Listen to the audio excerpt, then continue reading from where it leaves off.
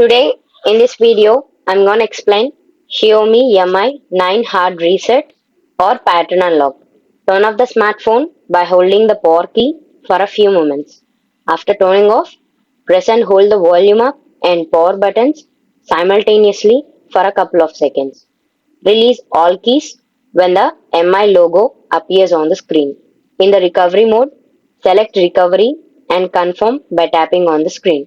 Navigate to wipe data using the volume keys and confirm with the power button. Choose wipe all data and confirm again with the power button. Select confirm and confirm the action by pressing the power key. Go back to the main menu and select reboot. Choose reboot to system using the power button. The hard reset operation will be completed in a few seconds. After the reset is complete, your phone will be restored to its original factory settings. Follow the on-screen instructions to set up your device as if it were brand new.